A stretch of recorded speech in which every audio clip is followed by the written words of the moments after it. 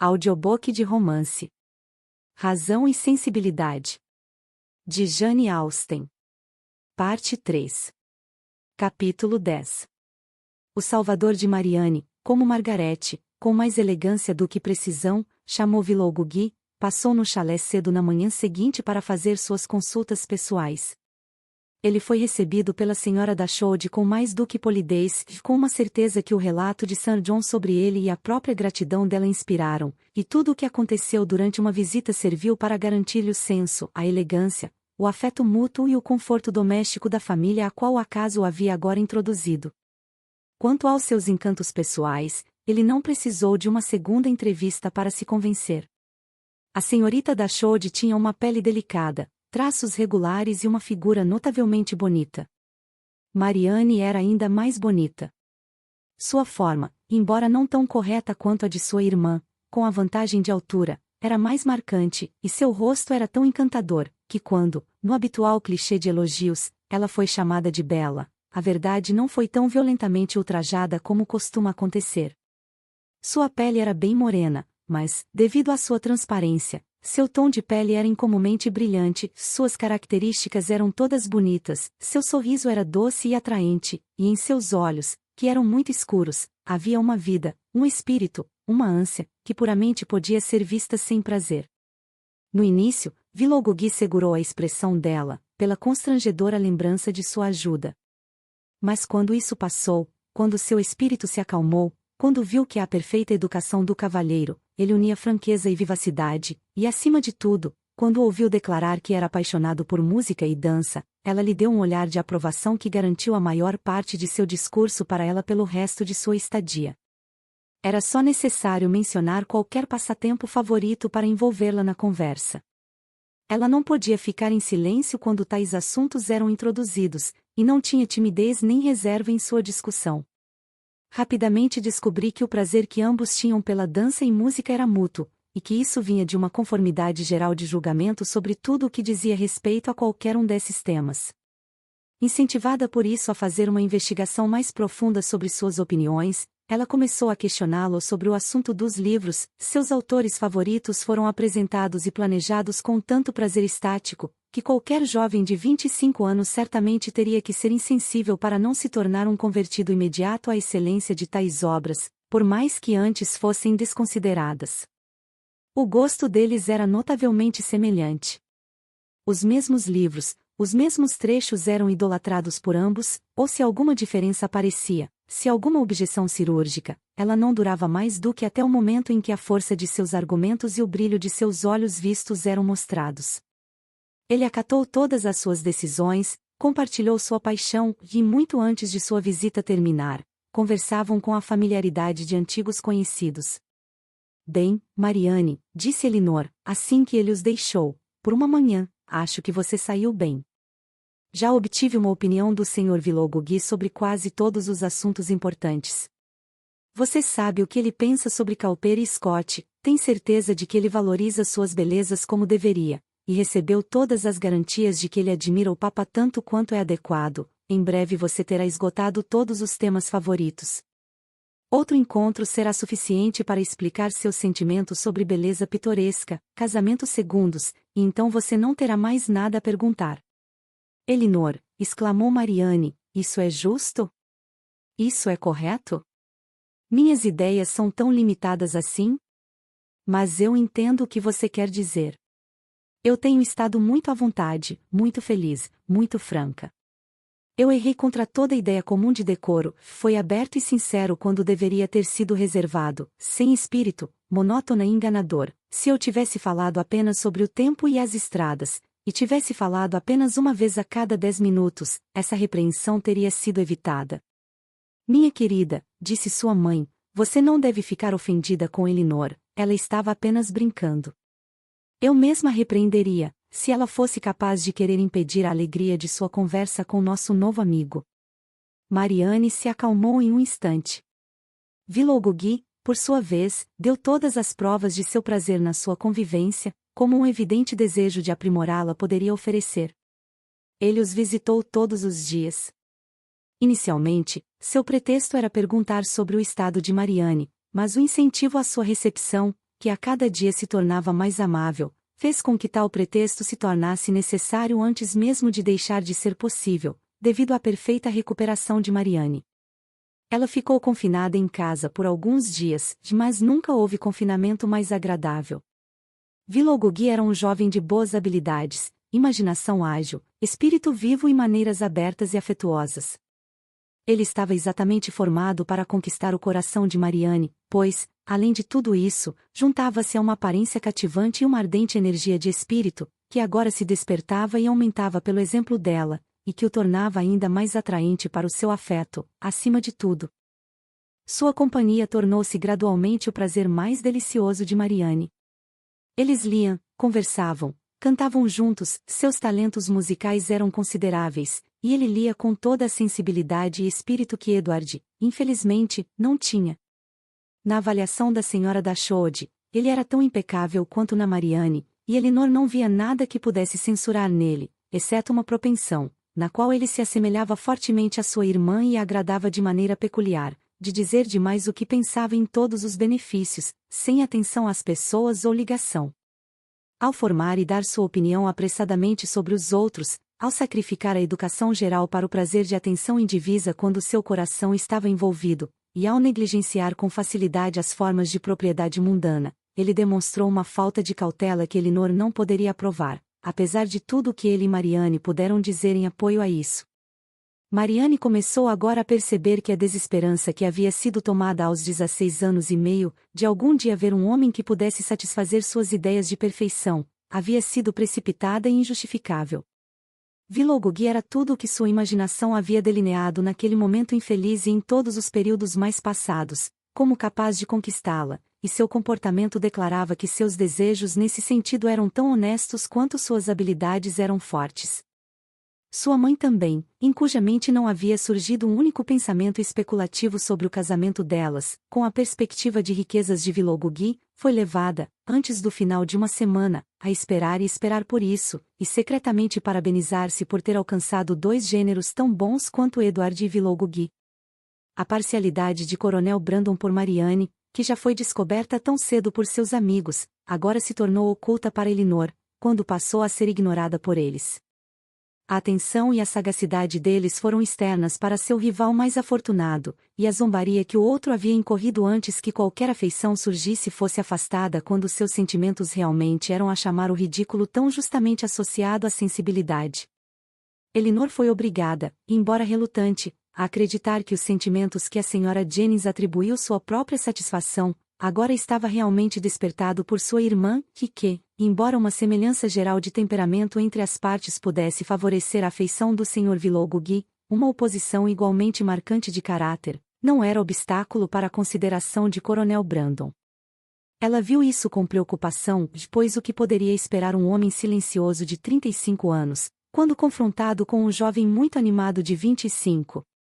E como ela não poderia nem mesmo desejar-lhe sucesso, ela sinceramente desejava que ele fosse indiferente.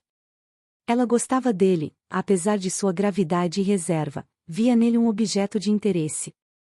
Seus modos, embora sérios, eram suaves, e sua reserva parecia mais o resultado de alguma opressão dos ânimos do que de qualquer melancolia natural de temperamento. Sir John havia deixado insinuações sobre feridas e decepções passadas, o que justificava sua opinião de que ele era um homem infeliz, e ela ouvia com respeito e compaixão. Talvez ela o lamentasse e o estimasse ainda mais porque ele foi desprezado por Vilogugui e Mariane, que, prejudicados contra ele por ele não ser nem animado nem jovem, planejados a desvalorizar seus méritos. Brandon é justamente o tipo de homem, disse Vilogugui um dia, quando estavam falando dele, de quem todo mundo fala bem, mas ninguém se importa, que todos se alegram em ver, mas ninguém se lembra de conversar. É exatamente o que eu penso dele, exclamou Mariane. Mas não se orgulhe disso, disse Elinor, pois é uma injustiça de ambos. Ele é muito estimado por toda a família no parque, e eu nunca o vejo sem me esforçar para conversar com ele. Que ele seja patrocinado por você, respondeu Vilogugui, certamente é um ponto a seu favor, mas quanto à estimativa dos outros, isso é uma reprovação em si. Quem suportaria a indignidade de ser aprovado por uma mulher como Lady Middleton e Mr. Jennings, o que consegue a indiferença de qualquer outra pessoa? Mas talvez o abuso de pessoas como você e Marianne compense a consideração de Lady Middleton e sua mãe. Se o elogio delas é uma crítica, a sua crítica pode ser um elogio, pois elas não são mais desatentas do que você é preconceituosa e injusta. Em defesa do seu protegido, você até pode ser atrevida. Meu protegido, como você o chama, é um homem sensato, e a sensatez sempre terá atrativos para mim. Sim, Marianne, até mesmo em um homem entre 30 e 40 anos. Ele viu muito do mundo, esteve no exterior, leu e tem uma mente pensante. Eu encontrei de muitas informações sobre vários assuntos e ele sempre respondeu às minhas perguntas com a prontidão de boa educação e boa índole. Ou seja, exclamou Marianne com desdém, ele te disse que nas Índias Orientais o clima é quente e os mosquitos são incômodos. Eu teria perguntado isso a ele, não duvido, se eu tivesse feito essas perguntas, mas acontecia que esses eram pontos sobre os quais eu já estava previamente informada. Talvez, disse Willoughby, as observações dele foram prorrogadas à existência de nababos, moons de ouro e palanques. Eu posso ousar dizer que as observações dele se estenderam muito mais do que a sua franqueza. Mas por que você não deveria gostar dele? Eu não gosto dele. Eu o considero, ao contrário, um homem muito respeitável, que tem o bom nome de todos, mas ninguém o nota, que tem mais dinheiro do que pode gastar, mais tempo do que sabe como empregar e 2 casacos novos a cada ano. Além disso, exclamou Marianne, ele não tem nem talento, nem gosto, nem espírito. Seu entendimento não tem brilho, seus sentimentos não têm ardor, e sua voz não tem expressão. Você decide sobre suas imperfeições de forma tão abrangentes, respondeu Elinor, e tanto com base na força de sua própria imaginação, que o elogio que lhe posso dar é comparativamente frio e insípido. Só posso afirmar que ele é um homem sensato, bem educado, bem informado, de modos gentis e, eu acredito, possui um coração amável. Senhorita Dashwood, exclamou Willoughby, você está agora sendo injusta comigo. Está tentando me desarmar pela razão e me convencer contra a minha vontade. Mas não vai funcionar. Você vai me achar tão teimosa quanto você pode ser astuta. Eu tenho 3 razões irrespondíveis para não gostar do Coronel Brandon. Ele me ameaçou com chuva quando eu queria que estivesse sol, ele criticou o encaixe do meu currículo, e eu não consegui convencê-lo a comprar minha égua. No entanto, se for de algum consolo para você, posso lhe dizer que acredito que o caráter dele é irrepreensível em outros aspectos. E em troca de um reconhecimento que certamente me causará algum desconforto, você não pode me negar o privilégio de não gostar dele tanto quanto antes. Capítulo 11. Pouco tinha imaginado Sra. Dashwood ou suas filhas, quando chegaram a Devonshire, que tantos compromissos poucos surgiriam para ocupar seu tempo, como rapidamente se verificaram, ou que havia tantos convites e visitantes constantes a ponto de deixá-los tempo livre para ocupações sérias. No entanto, esse foi o caso.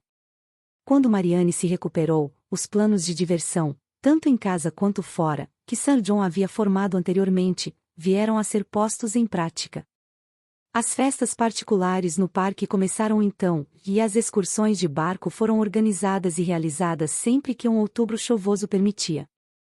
Em cada encontro desse tipo, Willoughby estava incluído, a facilidade e familiaridade que naturalmente acompanhavam essas reuniões foram exatamente calculadas para dar maior intimidação ao seu conhecimento com os Dashwoods, para oferecer a oportunidade de testemunhar as qualidades de Marianne, de marcar sua admirada animação por ela, e de receber, no comportamento dela para com ele, a mais evidente garantia de seu afeto. Elinor não poderia se surpreender com o apego deles. Ela só desejava que fosse menos ostensiva, e 1 ou 2 vezes ousou sugerir a Marianne a conveniência de algum autocontrole. Mas Marianne abominava todo tipo de dissimulação onde não havia vergonha real em ser espontânea, e tentar restringir sentimentos que, em si mesmos, não eram censuráveis, parecia-lhe não apenas um esforço necessário, mas uma subordinação vergonhosa da razão a noções comuns e equivocadas. Willoughby lembrou da mesma forma, o comportamento deles, em todos os momentos, foi uma ilustração de suas opiniões. Quando ele estava presente, ela não tinha olhos para mais ninguém. Tudo o que ele fazia estava certo. Tudo o que ele dizia era inteligente. Se as noites no parque terminavam com cartas, ele trapaceava consigo mesmo e com todos os outros do grupo para lhe dar uma boa mão. Se a diversão da noite era dançar, eles eram parceiros por metade do tempo, e quando eram obrigados a se separar por alguns bailes, se esforçavam para ficar juntos e mal falavam com mais ninguém. Esse comportamento, é claro, tornou-se alvo de muitas risadas, mas o ridículo não os envergonhava, e parecia quase não os provocava. A senhora Dashwood se envolve em todos os sentimentos deles com uma intensidade que a impede de tentar conter essa exibição excessiva dos mesmos. Para ela, era apenas a consequência natural de um forte afeto em uma mente jovem e ardente. Esta era uma temporada de felicidade para Marianne. Seu coração estava devotado a Willoughby, e o afeto por Norland, que ela trouxe de Sussex, estava mais propenso a ser suavizado do que ela imaginava ser possível, pelos encantos que a companhia dele proporcionava à sua casa atual. A felicidade de Elinor não era tão grande. Seu coração não estava tão tranquilo, nem sua satisfação nas diversões tão puras. Eles não lhe forneceram companhia que pudesse compensar o que havia deixado para trás, nem que pudesse ensiná-la a pensar em Norland com menos arrependimento do que antes. Nem Lady Middleton nem Mr. Jennings conseguiram surpreender uma conversa que ela sentia falta. A última foi uma tagarela constante, e embora desde o início tenha tido um tratado com uma retenção que lhe garantiu uma grande parte de seu discurso. Ela já havia repetido sua própria história para Elinor 3 ou 4 vezes, e, se a memória de Elinor fosse igual à sua capacidade de aprendizado, ela teria sabido muito cedo em seu conhecimento de todos os detalhes da última doença do Sr. Jennings e o que ele disse à esposa alguns minutos antes de morrer. Lady Middleton era mais simpática que sua mãe, apenas por ser mais silenciosa. Elinor precisava de pouca observação para perceber que sua reserva era uma mera calma de maneiras com a qual o senso não tinha nada a ver. Para com o marido e a mãe ela era a mesma que para com eles, e a intimidade, portanto, não poderia ser procurada nem desejada. Ela não tinha nada a dizer um dia que não tinha dito no dia anterior. Sua insipidez era invariável, pois até seus ânimos eram sempre os mesmos, e, embora não se opusesse às festas organizadas pelo marido, desde que tudo fosse conduzido com estilo e seus 2 filhos mais velhos a acompanhassem, ela nunca parecia receber mais prazer delas do que teria experimentado ficar em casa, e tampouco sua presença acrescentava ao prazer dos outros, por qualquer participação em sua conversa, que às vezes apenas lembravam de sua presença entre eles por sua preocupação com seus meninos incômodos. Somente no Coronel Brandon, de todos os seus novos conhecidos, Elinor encontrou uma pessoa que pudesse, de alguma forma, reivindicar o respeito pelas habilidades, despertar o interesse da amizade, ou proporcionar prazer como companhia. Willoughby estava fora de questão. Sua admiração e respeito, até seu respeito fraterno, eram todos dele, mas ele era um amante, suas atenções eram reservadas para Marianne, e um homem bem menos agradável poderia ter sido mais agradavelmente apreciado por todos. O Coronel Brandon, infelizmente para ele, não tinha esse tipo de incentivo para pensar apenas em Marianne, e, ao conversar com Elinor, ele encontrou o maior consolo pela indiferença de sua irmã. A compaixão de Elinor por ele aumentou, pois ela tinha razões para suspeitar que a miséria de um amor frustrado já havia sido conhecida por ele. Essa suspeita surgiu de algumas palavras que ele deixou escapar acidentalmente uma noite no parque, quando estavam sentados juntos por consentimento mútuo, enquanto os outros dançavam. Seus olhos estavam fixos em Marianne, e, após um silêncio de alguns minutos, ele disse, com um sorriso fraco, sua irmã, eu entendo, não aprova as segundas ligações. Não, respondeu Elinor, as opiniões dela são todas românticas. Ou melhor, como acredito, ela é considerada impossível de existir. Acredito que sim. Mas como ela consegue isso sem refletir sobre o caráter de seu próprio pai, que teve 2 esposas, eu não sei.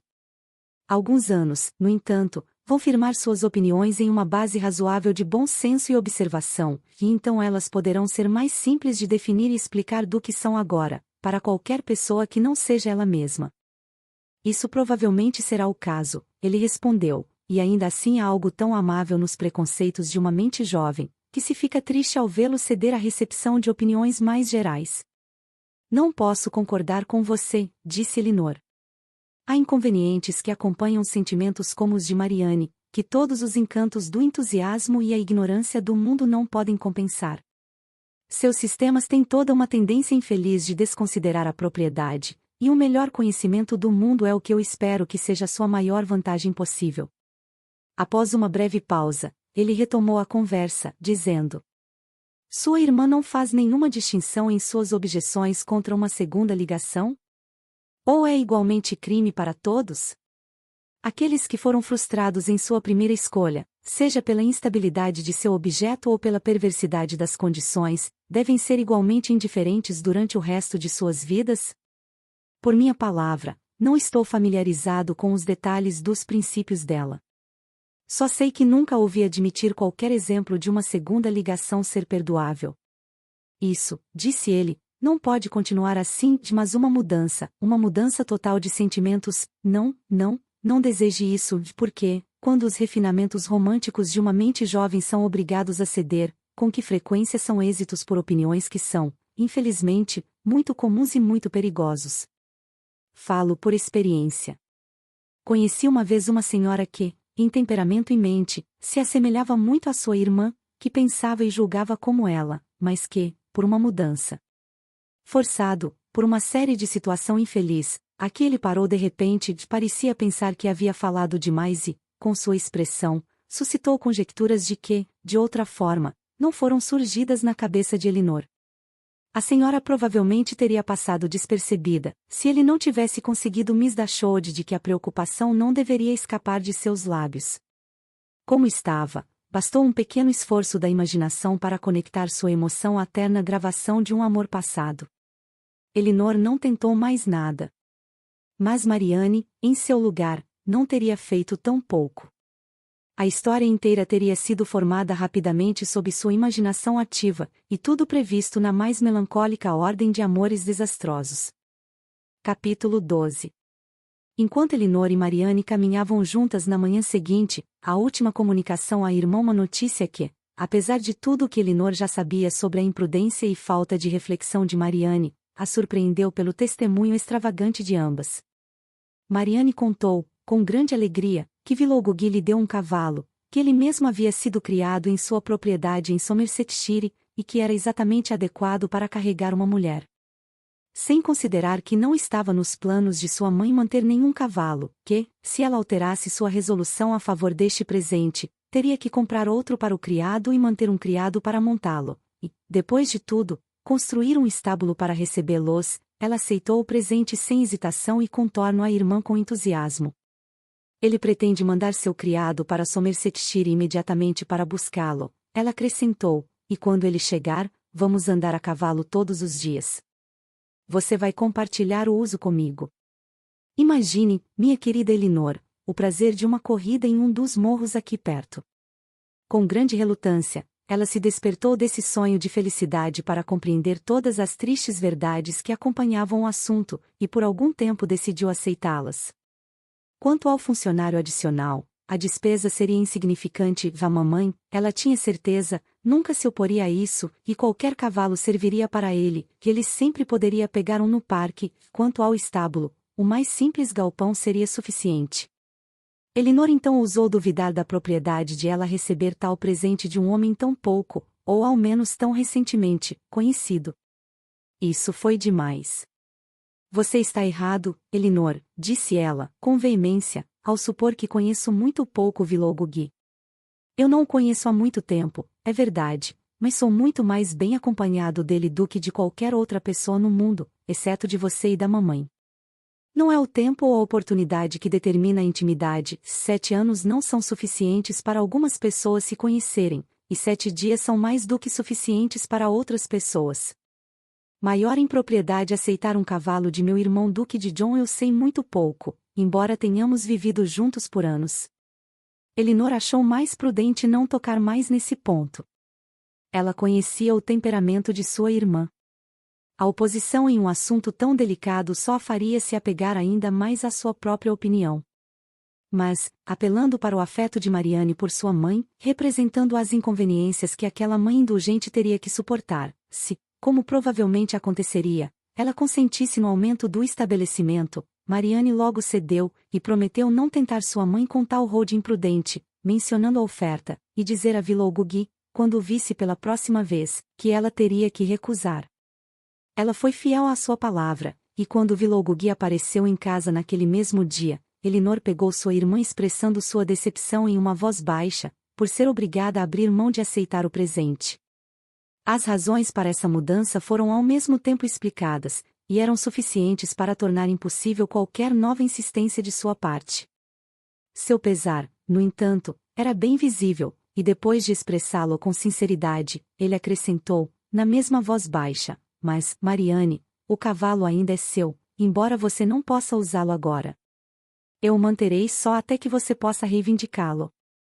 Quando você deixa Barton para formar seu próprio estabelecimento em um lar mais permanente, Queen Mab a recebe.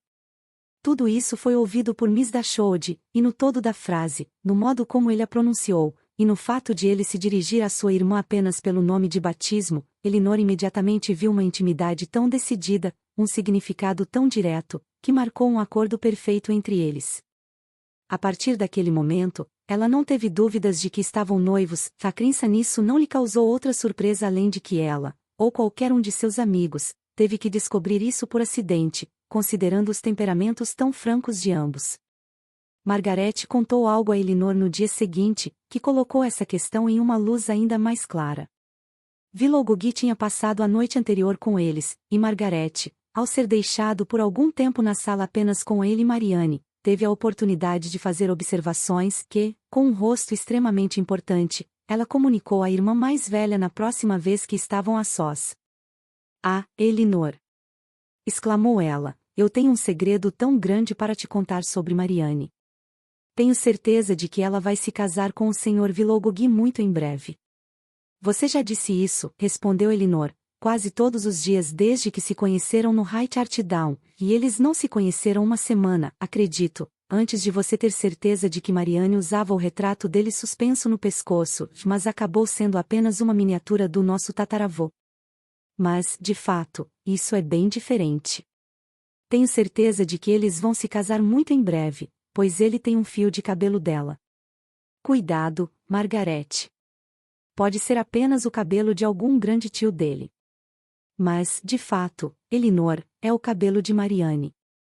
Tenho quase certeza de que é, pois vi ele cortando. Ontem à noite, depois do chá, quando você e mamãe saíram da sala, eles estavam cochichando e conversando rapidamente, e ele parecia estar pedindo algo a ela, e logo em seguida pegou as tesouras dela e cortou um longo fio de cabelo, pois estava todo desarrumado nas costas dela, porta-moedas. Diante de tais detalhes, ditos por uma autoridade tão confiável, Elinor não pôde acreditar, nem estava disposto a duvidar, pois a circunstância estava perfeitamente em harmonia com o que ela mesma havia ouvido e presente. A sagacidade de Margaret nem sempre se manifestou de uma maneira tão satisfatória para sua irmã. Quando, uma noite, Mr. Jennings abordou no parque, querendo saber o nome do jovem que era o favorito particular de Elinor, algo que a muito causou grande curiosidade, Margaret respondeu olhando para sua irmã e dizendo: "Não devo contar, posso, Elinor?" Isso, é claro, fez todos rirem, e Elinor tentou rir também. Mas o esforço foi doloroso. Ela estava convencida de que Margaret havia estabelecido o nome de uma pessoa cujo nome ela não poderia suportar com calma, se tornasse uma piada constante com a Sra. Jennings. Marianne sentiu-se por ela profundamente, mas fez mais mal do que bem à causa, ficando muito vermelha e dizendo de maneira irritada para Margaret: "Lembre-se de que, sejam quais forem suas suposições, você não tem o direito de repeti-las." "Nunca tive nenhuma suposição sobre isso", respondeu Margaret. "Foi você quem me contou isso mesmo." Isso aumentou ainda mais a diversão do grupo, e Margaret foi facilmente pressionada para dizer mais. "Oh, por favor, senhorita Margaret, nos conte tudo sobre isso", disse a Sra. Jennings. "Qual é o nome do cavalheiro?" "Eu não posso contar, senhora. Mas sei muito bem qual é, e sei onde ele está também." "Sim, podemos adivinhar onde ele está, na casa dele em Norland, com certeza." "Ele é o cura da paróquia, aposto." "Não, ele não é. Ele não tem profissão alguma." "Margaret", disse Marianne com grande entusiasmo, você sabe que tudo isso é uma invenção sua, e que não existe nenhuma pessoa com esse nome. Bem, então, ele morreu recentemente, Marianne, porque eu tenho certeza de que houve um homem assim, e o nome dele começa com F. Elinor ficou extremamente grata a Lady Middleton por observar, neste momento, que estava chovendo muito, embora acreditasse que a interrupção era menos fruto de qualquer atenção para com ela, do que da grande aversão da senhora a todos os assuntos de zombaria deselegantes que encantavam seu marido e sua mãe. No entanto, a ideia de que ela havia sido levantada foi imediatamente seguida pelo coronel Brandon, que sempre se lembrava dos sentimentos dos outros em qualquer ocasião, e muito se falou sobre a chuva entre os dois.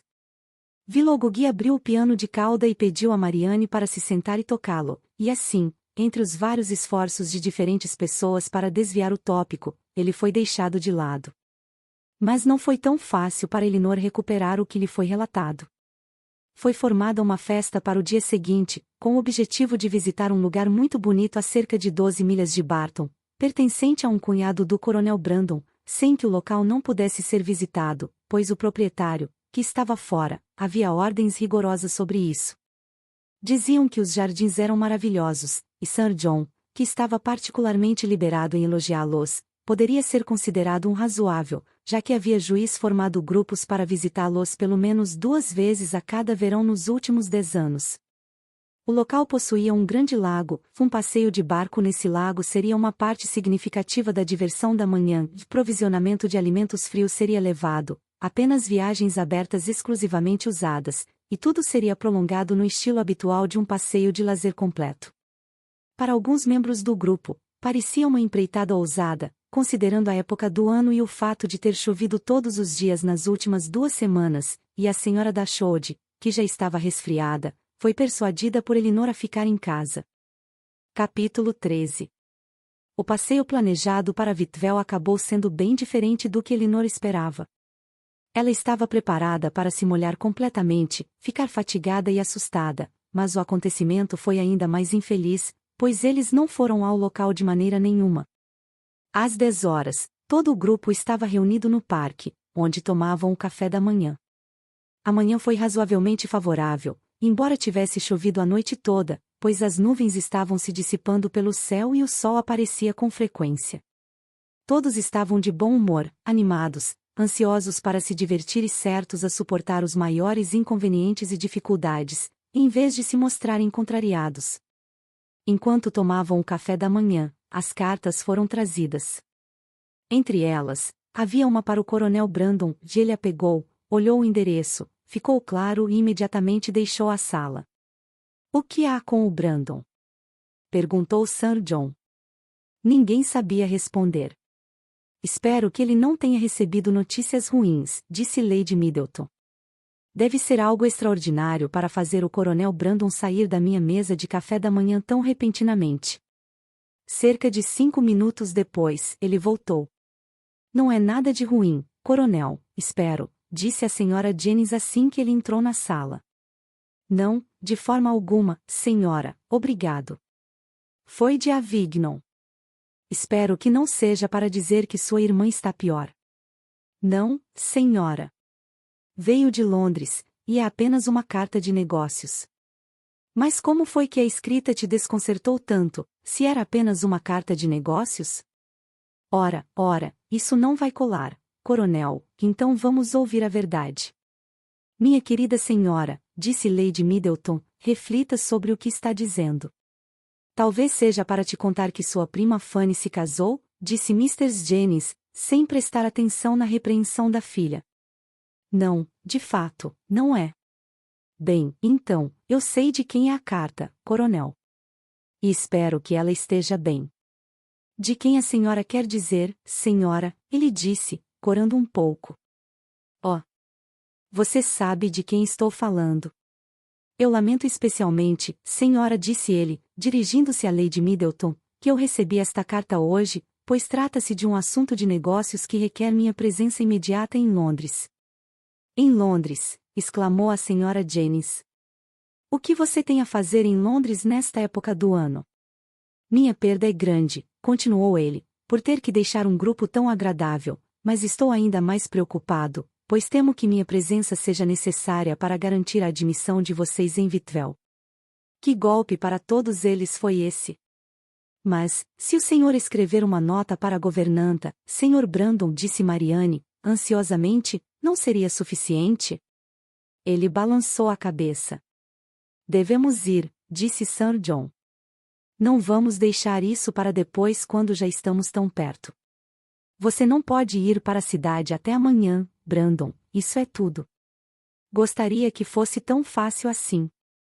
Mas não posso adiar minha viagem nem por um dia.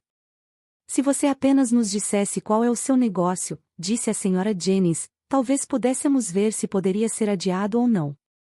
Você não ficaria 6 horas mais tarde, disse Willoughby, se adiasse sua viagem até nosso retorno.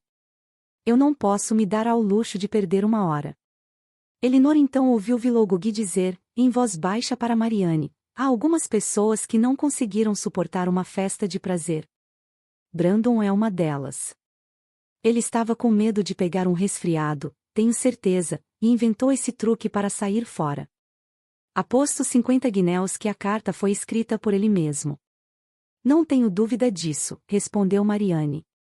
Não há como persuadi-lo a mudar de ideia, Brandon, eu já sei disso, disse Sir John. Quando você decide uma coisa, não há quem o faça mudar de ideia. Mas, de qualquer forma, espero que repense. Considere, aqui estão as 2 senhoritas Carey que vieram de Newton, as 3 senhoritas da Shode que subiram da casa, e o Sr. Willoughby que se declarou 2 horas antes do seu horário habitual, justamente para ir a Whitwell. O coronel Brandon repetiu, mais uma vez, o seu pesar por ser a causa de desapontar o grupo, mas ao mesmo tempo declarou que era algo desenvolvido. Bem, então, quando você voltará? Espero que nos vejamos em Barton, acrescentou sua ladyship, assim que pudermos sair da cidade, e vamos adiar a festa em Whitwell até o seu retorno. Você é muito amável. Mas está tão certo quando posso retornar, que não ouso me comprometer. Ah! Ele deve e vai voltar, exclamou Sir John. Se não estiver aqui até o fim da semana, eu vou atrás dele. Ah, sim, eu também acho, exclamou a Sra. Jennings, e então talvez você descubra qual é o negócio dele. Não quero me meter nos assuntos dos outros. Suponho que seja algo de que ele se envergonha. Anunciaram os cavalos do coronel Brandon. Você não vai para a cidade a cavalo, vai? Acrescentou Sir John. Não. Só até Oniton. Depois irei de post. Bem, já que você está resolvido a ir, desejo-lhe uma boa viagem. Mas seria melhor mudar de ideia. Eu lhe garanto que não posso. Ele então se despediu de todo o grupo. Não há chance de eu vê-la, junto com suas irmãs, na cidade este inverno, senhorita da Shode? Receio que não haja nenhuma. Não há chance de eu ver você e suas irmãs em Londres neste inverno, senhorita da Shode? Receio que não, de forma alguma. Então, devo me despedir de vocês por mais tempo do que gostaria. Para Marianne, ele apenas fez uma reverência e não disse nada. Vamos, coronel, disse a Sra. Jennings, antes de ir, diga-nos o que você está fazendo. Ele desejou-lhes um bom dia e, acompanhado por Sir John, deixou a sala. As reclamações e lamentações que a polícia havia restringido até então, agora irromperam de todos, e todos concordaram, repetidamente, como era irritante ser tão decepcionante. Eu sei o que é o assunto dele, no entanto, disse a Sra. Jennings, exultante. Você sabe, senhora? Perguntei a quase todo mundo. Sim, já é sobre a senhorita Williams, tenho certeza. E quem é a senhorita Williams? Perguntou Marianne. Como? Não sabe quem é Miss Williams? Tenho certeza de que já ouvimos falar dela antes. Ela é um parente do coronel, minha querida, um parente muito próximo. Não diremos o relevante próximo, para não chocar as senhoritas. Então, baixando um pouco a voz, ela disse para Elinor, ela é filha natural dele. Sério? Ah, sim, e é tão parecido com ele quanto pode ser. Tenho certeza de que o coronel deixará toda a sua fortuna para ela. Quando Sir John retornou, ele se juntou com entusiasmo ao pesar geral por um evento tão infeliz, concluindo, porém, com a observação de que, como estavam todos reunidos, primeiro fazer algo para serem felizes, e, após alguma consulta, foi decidido que, embora a felicidade só pudesse ser desfrutada em Vitvel, poderia procurar uma calma tolerável de espírito passando pelo campo. As carruagens foram então ordenadas, a de Vilogugui foi a primeira, e Mariane nunca pareceu tão feliz quanto quando entrou nela. Ele parecia muito rápido pelo parque, e logo desapareceram de vista, e nada mais deles foi visto até seu retorno, o que não aconteceu até depois do retorno de todos os outros. Ambos ficam encantados com o passeio, mas disse apenas em termos gerais que ficou feito nas estradas, enquanto os outros seguiram pelos morros. Ficou decidido que teria uma dança à noite, e que todos ficariam extremamente alegres o dia todo. Alguns mais dos carês vieram para o jantar, e tiveram o prazer de se sentar à mesa com quase 20 pessoas, o que Sir John informou com grande contentamento. Vilogugui tomou seu lugar habitual entre as duas senhoritas da Chaude mais velhas. Mr. Jennings sentou-se à direita de Elinor e não havia se passado muito tempo desde que se sentaram, quando ela se inclinou para trás, por trás de Elinor e Vilogugui, e disseram a Mariane, autossuficiente para que ambos ouvissem: "Eu te peguei, apesar de todos os seus truques sei onde você passou amanhã." Mariane corou e respondeu muito apressadamente: "Onde? Diga."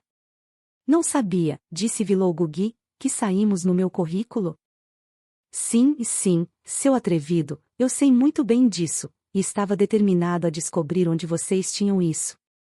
Espero que tenha gostado da sua casa, senhorita Mariane. Sei que é bem grande, e quando eu for te visitar, espero que tenha reformado, pois preciso muito disso quando estive lá há 6 anos." Mariane desviou o olhar, muito constrangido. Mr. Jennings riu com entusiasmo, e Elinor descobriu que, em sua determinação de saber onde eles tinham isso, Mr. Jennings tinha realmente pedido à sua criada que perguntasse ao cocheiro de Mr. Vilogugui, e que, por esse método, foi informado de que eles tinham ido a Lenham e passado um bom tempo lá, caminhantes pelo jardim e visitando toda a casa. Elinor mal podia acreditar que isso fosse verdade, pois parecia muito suspeito que Vilogugui havia proposto, ou que Mariane tinha concordado, em entrar na casa enquanto a senhora Smith estava lá, considerando que Mariane não tinha o menor conhecimento dela. Assim que saiu da sala de jantar, Elinor perguntou a Mariane sobre isso, e grande foi sua surpresa ao descobrir que cada detalhe relatado pela senhora Jennings era perfeitamente verdadeiro. Mariane ficou bastante irritada por duvidar disso.